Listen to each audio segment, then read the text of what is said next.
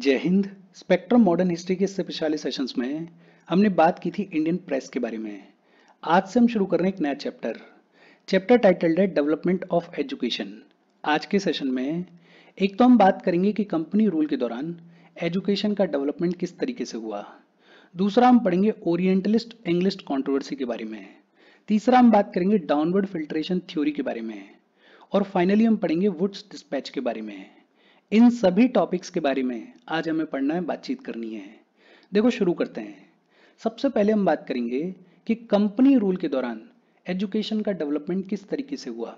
और हमें ये पता है कि ईस्ट इंडिया कंपनी को पावर मिलने की शुरुआत हुई 1757 में और ईस्ट इंडिया कंपनी का रूल रहेगा 1857 तक। ईस्ट इंडिया कंपनी के टेन्योर के दौरान स्पेशली इनिशियल 50-60 साल में एजुकेशन को प्रमोट करने के लिए कोई भी कामकाज नहीं किया जाएगा। ईस्ट इंडिया कंपनी का इकलौता कंसर्न क्या था कि हमें ट्रेड के ऊपर मोनोपोली को स्टैब्लिश करना है और ज़्यादा से ज़्यादा प्रॉफिट बनाना है।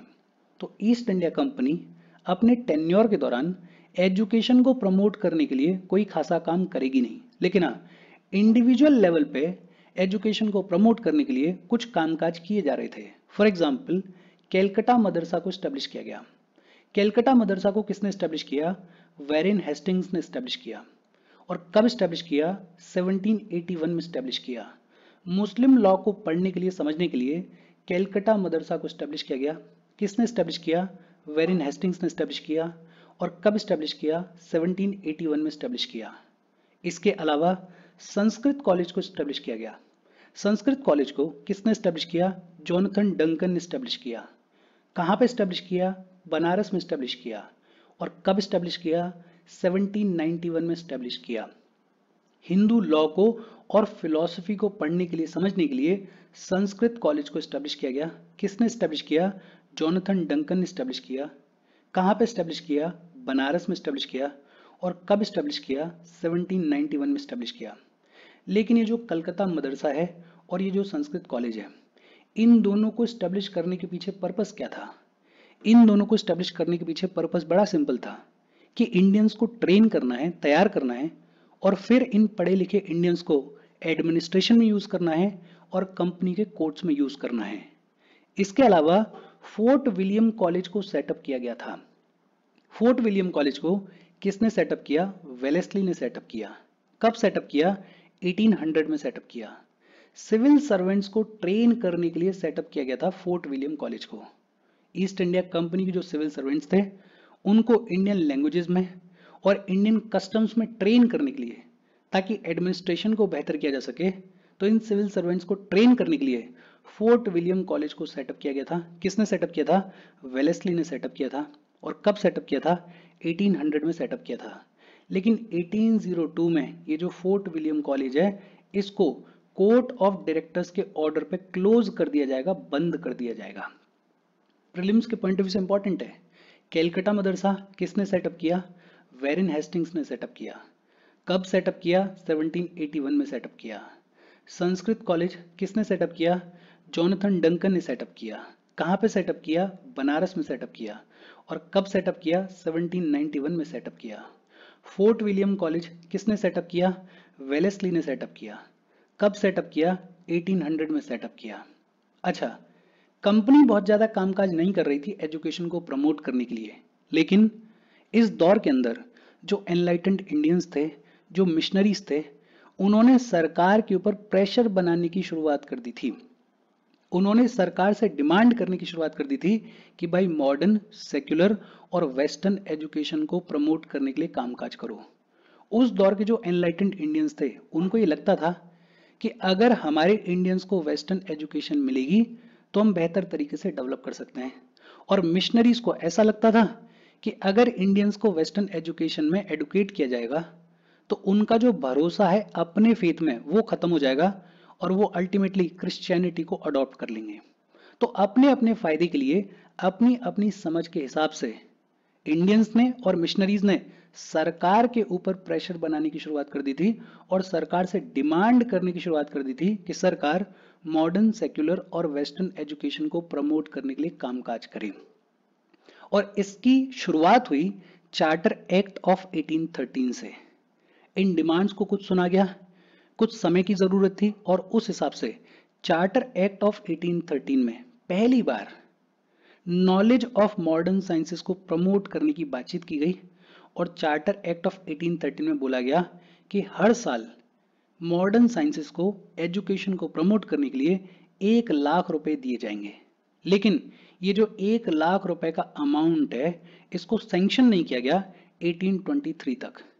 कह तो दिया गया चार्टर एक्ट ऑफ 1813 में ही कि 1 लाख रुपया एनुअली दिया जाएगा एजुकेशन को प्रमोट करने के लिए, लेकिन ये पैसा कब तक सैंक्शन नहीं किया गया, 1823 तक सैंक्शन नहीं किया गया। मीनवाइल जो हमारे एनलाइटेड इंडियंस थे वो अपने एफर्ट्स लगा रहे थे, वो सरकार से डिमांड कर रहे थे कि भाई एजुकेशन को प्रमोट करो, और इन्हीं एफर्ट्स का नतीजा था कि कैलकाटा कॉलेज को सेटअप करने के लिए पहली बार ग्रांट दी गई, पहली बार पैसा दिया गया। ये जो कैलकाटा कॉलेज है इसको सेटअप किया गया 1817 में। किसने सेटअप किया? एडुकेटेड बंगालीज ने इसको सेटअप किया। और इस कैलकाटा कॉलेज के through English education in western humanities and sciences में प्रोवाइड करने की शुरुआत की गई। English education in western humanities and sciences में प्रोवाइड करने की शुरुआत की गई इन दिस कैलकाटा कॉलेज। लेकिन हाँ, पहली बार ये जो हमारे एनलाइटेड इंडियंस थे जैसे राजा राम मोहन रॉय, इनके एफर्ट्स की वजह से कैलकाटा कॉलेज को सेटअप करने के लिए सरकार की तरफ से ग्रांट मिली, सरकार की तरफ से पैसा मिला और कैलकाटा कॉलेज को सेटअप किया गया 1817 में। किसने सेटअप किया? एडुकेटेड बंगालीज ने इसको सेटअप किया। इसके अलावा सरकार ने 3 संस्कृत कॉलेजेस भी सेटअप किए। 3 संस्कृत कॉलेज कहां पे सेटअप किए गए? एक कैलकाटा में, दूसरा दिल्ली में और तीसरा आगरा में। बहुत सिंपल। अभी तक हमने क्या बात की है? अभी तक हमने सिर्फ इतना सा पढ़ा है कि initially east India company education को प्रमोट करने के लिए बहुत ज़्यादा कामकाज करेगी नहीं। ईस्ट इंडिया कंपनी का सोल टारगेट था कि हमें ज़्यादा से ज़्यादा प्रॉफिट बनाना है, लेकिन इंडिविजुअल लेवल पे एजुकेशन को प्रमोट करने के लिए कुछ कुछ काम किए जा रहे थे। जैसे कैलकाटा मदरसा को स्टैब्लिश किया गया। किसने किया? वेरिन हेस्टिंग्स ने किया। कब किया? 1781 में किया। संस्कृत कॉलेज को स्टैब्लिश किया गया। किसने किया? जॉनथन डंकन ने किया। कहां पे किया? बनारस में किया। कब किया? 1791 में किया। फोर्ट विलियम कॉलेज को सेटअप किया गया। किसने सेटअप किया? वेलेस्ली ने किया। और कब किया? 1800 में किया। ईस्ट इंडिया कंपनी या ये कहें कि उस दौर की सरकार एजुकेशन को प्रमोट करने के लिए बहुत ज्यादा कामकाज नहीं कर रही थी, लेकिन इंडिविजुअल्स अपने अपने लेवल पे काम कर रहे थे। और इसी फेज के दौरान एनलाइटेड इंडियंस और मिशनरीज जो हैं वो सरकार के ऊपर प्रेशर बनाएंगे और डिमांड रखेंगे कि इंडिया में मॉडर्न सेक्युलर और वेस्टर्न एजुकेशन को प्रमोट किया जाए। ये जो प्रेशर है इसका रिजल्ट भी दिखेगा और फाइनली चार्टर एक्ट ऑफ 1813 में पहली बार बोला जाएगा कि मॉडर्न साइंसेज में, इंग्लिश में एजुकेशन को प्रमोट करने के लिए कामकाज किया जाएगा और 1 लाख रुपया एनुअली देने की बात की जाएगी। लेकिन ये जो रुपया है इसको सैंक्शन नहीं किया जाएगा टिल 1823। 1823 तक ये जो पैसा है इसको सैंक्शन किया नहीं जाएगा। मीनवाइल हमारे जो एनलाइटेड इंडियंस थे वो सरकार के ऊपर प्रेशर बना रहे थे, सरकार से कह रहे थे कि एजुकेशन को प्रमोट करो, और इसका नतीजा ये हुआ कि कैलकाटा कॉलेज को सेटअप करने के लिए पहली बार ग्रांट दी गई। कैलकाटा कॉलेज को सेटअप किया गया 1817 में और किसने सेटअप किया? एडुकेटेड बंगालीज ने सेटअप किया। सरकार ने 3 संस्कृत कॉलेज भी सेटअप किए। कहां पे? एक कैलकाटा में, दूसरा दिल्ली में और तीसरा आगरा में। होपफुली ये सारी चीजें आपको समझ में आ रही होंगी। हम आगे बढ़ें उससे पहले वीडियो पे लाइक के बटन को दबा दो। लाइक दबाना जरूरी है। यूट्यूब ऐसे ही फंक्शन करता है, जब आप वीडियो पे लाइक के बटन को दबाते हो तो यूट्यूब वीडियो को कंसिडर करता है और थोड़ा सा पुश कर देता है। तो लाइक का बटन दबा दो, शेयर कर दो अपने सोशल मीडिया हैंडल्स पे, व्हाट्सएप वगैरह पे अपने फ्रेंड्स को। जो भी लोग इसमें इंटरेस्टेड हैं, इससे रिलेटेड पढ़ाई कर रहे हैं, उनको शेयर कर दो। अगर चैनल को सब्सक्राइब नहीं किया है तो फॉर श्योर चैनल को सब्सक्राइब कर लो। और अगर आप केपेबल हो, हेल्प करना चाहते हो, तो आप हमें हेल्प कर सकते हो by clicking on the join button, या फिर आप कंट्रीब्यूट कर सकते हो QR कोड को स्कैन करके। अच्छा, जैसे जैसे सरकार के ऊपर थोड़ा प्रेशर बनने लगा, जैसे जैसे कुछ कॉलेजेस, कुछ स्कूल्स को सेटअप किया जाने लगा, वैसे वैसे एक डिबेट और इमर्ज हुई, एक कंट्रोवर्सी और इमर्ज हुई। और ये कंट्रोवर्सी थी ओरिएंटलिस्ट एंड एंग्लिस्ट के बीच में। ओरिएंटलिस्ट और एंग्लिस्ट के बीच में एक कंट्रोवर्सी इमर्ज हुई। Basically general committee on public instruction बनाई गई थी, और ये जो general committee on public instruction थी इसके अंदर 2 ग्रुप्स इमर्ज हुए। एक ग्रुप था एंग्लिस्ट का और दूसरा था ओरिएंटलिस्ट का। ये जो इंग्लिश लोग थे ये कह रहे थे कि जो भी पैसा दिया जा रहा है एजुकेशन को प्रमोट करने के लिए, उस पूरे के पूरे पैसे को मॉडर्न स्टडीज के एक्सपेंशन पे लगाना चाहिए। और ये जो ओरिएंटलिस्ट थे ये कह रहे थे कि देखो जो भी पैसा दिया जा रहा है एजुकेशन को प्रमोट करने के लिए, उससे वेस्टर्न साइंसेस को आप प्रमोट करो, कोई दिक्कत वाली बात नहीं है, लेकिन फोकस होना चाहिए ट्रेडिशनल इंडियन लर्निंग के ऊपर। तो ये जो ओरिएंटलिस्ट थे ये कह रहे थे कि हमें ट्रेडिशनल इंडियन लर्निंग को बढ़ाने के लिए काम करना चाहिए, और ये जो इंग्लिस्ट हैं ये कह रहे थे कि ट्रेडिशनल इंडियन लर्निंग से हमें कोई मतलब नहीं है, हमें एक्सक्लूसिवली काम करना चाहिए मॉडर्न स्टडीज को प्रमोट करने के लिए। इनफैक्ट ये जो इंग्लिश थे ये आपस में भी डिवाइडेड थे।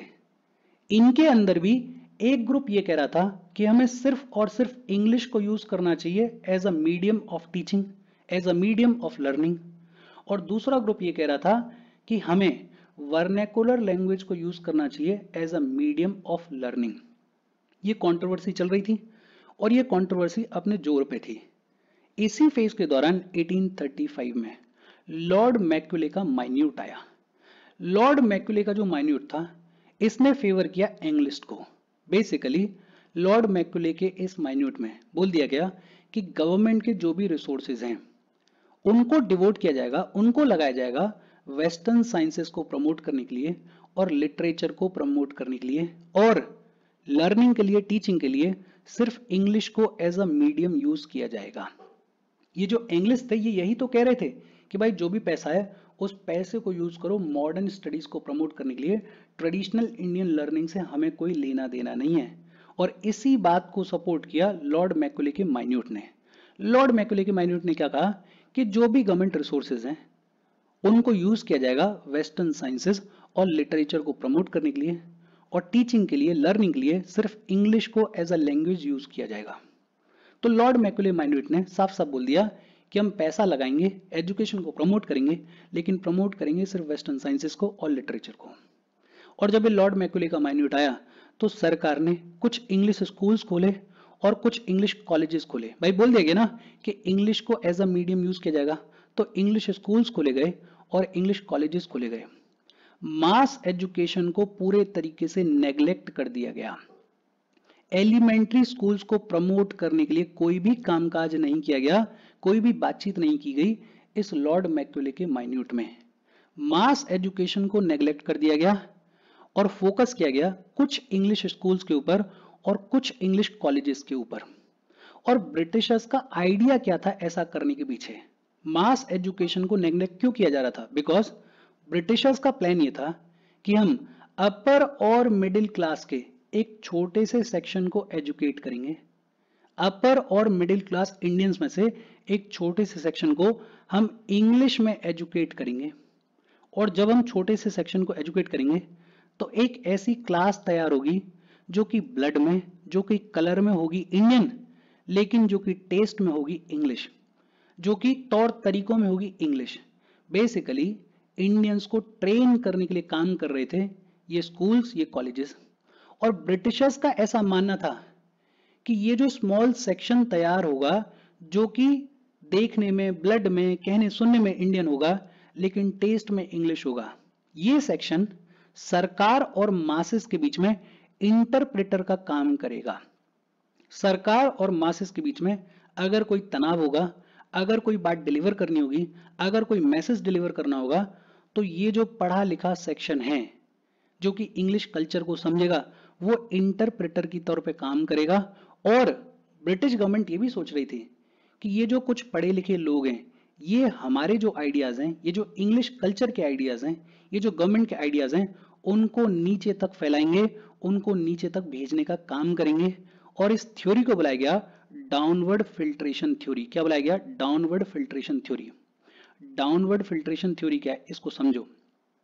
ब्रिटिशर्स क्या कह रहे हैं कि भैया इंडिया में लंबी चौड़ी पॉपुलेशन है, हम मास एजुकेशन के ऊपर फोकस नहीं करेंगे, हम तो गिने चुने कुछ लोगों को जो कि अपर और मिडिल क्लास से बिलोंग करते हैं उनको इंग्लिश में एजुकेट कर देंगे, उनको इंग्लिश में पढ़ा लिखा देंगे, उनको इंग्लिश कल्चर सिखा देंगे, उनको पूरा तरीके से ट्रेन कर देंगे। और ये जो कुछ पढ़े लिखे लोग हैं जो कि इंग्लिश में ट्रेंड हैं, जो कि इंग्लिश कल्चर में ट्रेंड हैं, यही फिर क्योंकि ये देखने में लगेंगे इंडियंस लेकिन इनका टेस्ट, इनका जो सोल होगा वो कैसा हो जाएगा, वो इंग्लिश हो जाएगा। और यही इंडियंस फिर हमारे जो इंग्लिश आइडियाज हैं, हमारे जो इंग्लिश कल्चर के आइडियाज हैं, उनको नीचे तक प्रोपोगेट करेंगे, उनको नीचे तक लोगों तक पहुंचाएंगे, उनको मासेस तक पहुंचाएंगे। और अल्टीमेटली ये जो छोटी सी पढ़ी लिखी क्लास है, ये मासेस को इन्फ्लुएंस करेगी in the favour of British government, in the favour of English culture. और इसी थ्योरी को क्या बुलाया गया, इसी थ्योरी को बुलाया गया downward filtration theory. Downward filtration theory क्या है, होपफुली आपको समझ में आई होगी और आपको आनी चाहिए। अच्छा, एक तरफ ब्रिटिश गवर्नमेंट जो है वो बात कर रही थी इस डाउनवर्ड फिल्ट्रेशन थ्योरी के बारे में, और आइडिया क्या था, उस आइडिया को इंप्लीमेंट भी कर रही थी। लेकिन इसमें ब्रिटिश गवर्नमेंट कुछ हद तक फेल हो जाएगी। बिकॉज फेल क्यों हो जाएगी, नो डाउट ये जो ब्रिटिशर्स हैं ये एक स्मॉल सेक्शन तैयार करेंगे ऐसे लोगों का जो कि इंग्लिश में एजुकेटेड थे।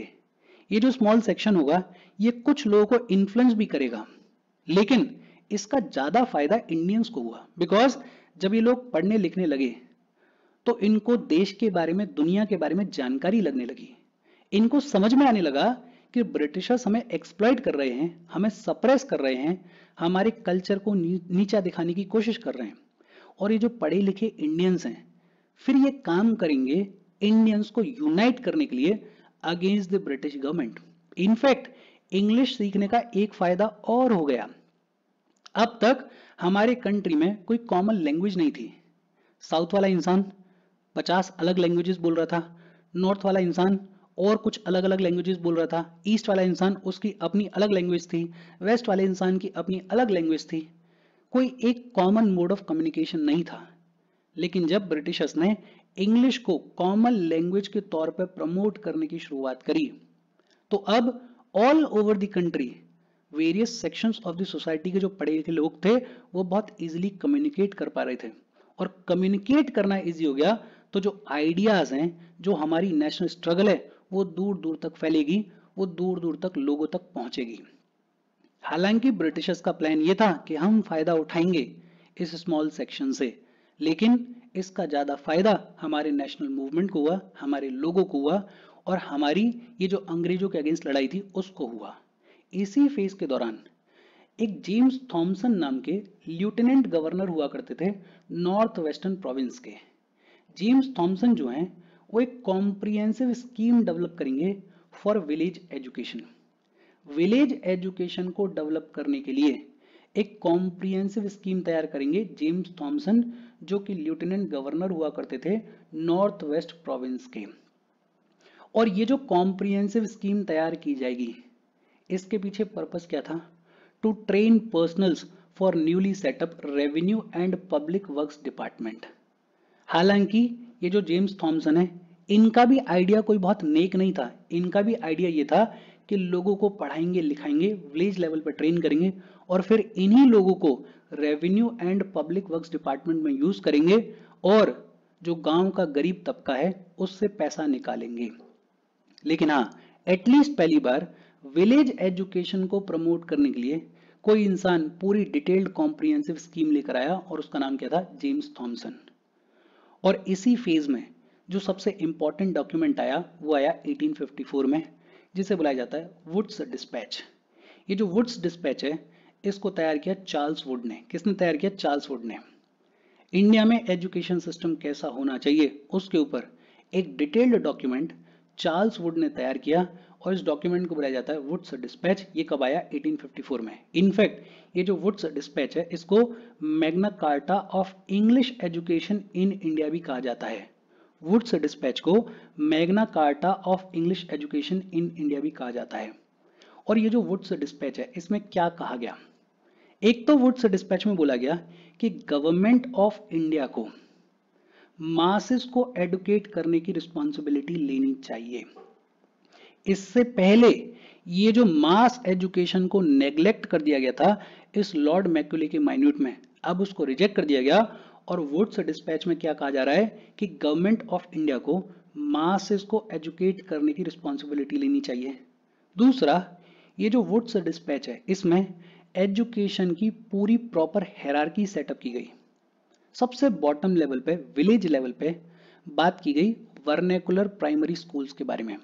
विलेज लेवल पे प्राइमरी स्कूल्स बनाओ जो कि एजुकेशन प्रोवाइड करेंगे वर्नेकुलर लैंग्वेज में। फिर डिस्ट्रिक्ट के लेवल पे एंग्लो वर्नेकुलर हाई स्कूल्स बनाओ, ऐसे हाई स्कूल्स बनाओ जहां पे इंग्लिश और लोकल लैंग्वेज दोनों को यूज किया जाएगा। और डिस्ट्रिक्ट लेवल पे ही कॉलेजेस सेटअप करो जो कि सरकार से एफिलिएटेड होंगे। और इसके अलावा यूनिवर्सिटीज सेटअप की जाएं प्रेसिडेंसी टाउन्स में। 3 प्रेसिडेंसी टाउन्स हुआ करते थे, कौन कौन से? कैलकाटा, बॉम्बे और मद्रास। वुड्स डिस्पैच में एक तो क्या बोला गया कि गवर्नमेंट को मासेस को एजुकेट करना चाहिए। दूसरा, प्रॉपर हायरार्की की बात की गई कि विलेज लेवल पे वर्नेकुलर प्राइमरी स्कूल्स को सेटअप करो। फिर इससे ऊपर डिस्ट्रिक्ट लेवल पे एंग्लो वर्नेकुलर हाई स्कूल्स को सेटअप करो और कॉलेजेस को सेटअप करो। और फिर इससे ऊपर यूनिवर्सिटीज को सेटअप करो 3 प्रेसिडेंसी टाउन्स में। कहां कहां पे? कैलकाटा, बॉम्बे और मद्रास में। ये जो वुड्स डिस्पैच है इसमें यह भी बोला गया कि हायर स्टडीज के लिए आप इंग्लिश को यूज करो as a medium of learning, as a medium of instruction. और स्कूल के लेवल पे आप वर्नेकुलर लैंग्वेज को यूज करो as a medium of instruction. मतलब स्कूल के लेवल पे, प्राइमरी स्कूल के लेवल पे और कुछ हद तक हाई स्कूल्स के लेवल पे भी आप वर्नेकुलर लैंग्वेज को यूज करो। लेकिन जब कॉलेज में आए बच्चा, जब यूनिवर्सिटी में आए बच्चा, तो आप इंग्लिश को यूज करो as a medium of instruction. ये जो वुड्स डिस्पैच है इसमें स्ट्रेस दिया गया फीमेल एजुकेशन को प्रमोट करने के लिए, वोकेशनल एजुकेशन को प्रमोट करने के लिए और टीचर्स ट्रेनिंग को प्रमोट करने के लिए। इनफैक्ट ये भी बोला गया कि गवर्नमेंट इंस्टीट्यूशंस में सेक्युलर एजुकेशन को ही इंपार्ट किया जाना चाहिए, सेक्युलर एजुकेशन ही प्रोवाइड की जानी चाहिए। और वुड्स डिस्पैच में ये भी बोल दिया गया कि private enterprises, private schools, colleges और यूनिवर्सिटीज को सेटअप करने के लिए सरकार को एक system of grants in aid की भी शुरुआत करनी चाहिए। ये जो वुड्स डिस्पैच है ये आया 1854 में और इसको कंसिडर किया जाता है Magna carta of English education in India. और आपको दिख रहा होगा Magna carta of English education in India क्यों कहा जाता है? बिकॉज सबसे पहली बार मासेस को एजुकेट करने की बात की जा रही है। सबसे पहली बार प्रॉपर हायरार्की सेटअप की गई है, प्रॉपर हायरार्की की बात की जा रही है। सबसे पहली बार वर्नेकुलर लैंग्वेज और इंग्लिश लैंग्वेज के बीच में एक बैलेंस एस्टेब्लिश किया जा रहा है और कहा जा रहा है कि स्कूल लेवल पे वर्नेकुलर लैंग्वेज को यूज करो और हायर लेवल पे इंग्लिश लैंग्वेज को यूज करो। सबसे पहली बार अगर एक तरीके से बोलें तो फीमेल एजुकेशन को प्रमोट करने के बारे में बात की जा रही है, वोकेशनल एजुकेशन के बारे में बात की जा रही है और टीचर्स ट्रेनिंग को प्रमोट करने की बात की जा रही है। सबसे पहली बार प्राइवेट एंटरप्राइजेस के लिए ग्रांट इन एड्स की बात की जा रही है इस वुड्स डिस्पैच के अंदर। ये वुड्स डिस्पैच आया और इसका नतीजा क्या हुआ, डेवलपमेंट्स क्या हुए इसके बाद? 1857 में यूनिवर्सिटीज सेटअप की गई। कहां कहां पे? कैलकाटा, बॉम्बे और मद्रास में। 1857 में कैलकाटा में, बॉम्बे में और मद्रास में यूनिवर्सिटीज सेटअप की गई। इसके अलावा हर एक प्रोविंस में डिपार्टमेंट ऑफ एजुकेशन सेटअप किया गया। बैतूल स्कूल को सेटअप किया गया। बैतूल स्कूल को किसने सेटअप किया? जेईडी बैतूल ने। किसने किया? जेईडी बैतूल ने। कहां पे? कैलकाटा में। कब? 1849 में। और ये जो बैतूल स्कूल है ये काम करेगा विमेन एजुकेशन को प्रमोट करने के लिए। बैतूल साहब जो हैं he was the president of council of education. Betul school को किसने सेटअप किया? जेईडी बैतूल ने सेटअप किया। कहां पे? कैलकाटा में। कब? 1849 में।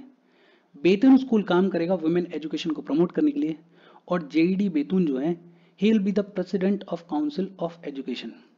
एग्रीकल्चर इंस्टीट्यूट को सेटअप किया गया। कहां पे? पूसा, बिहार में।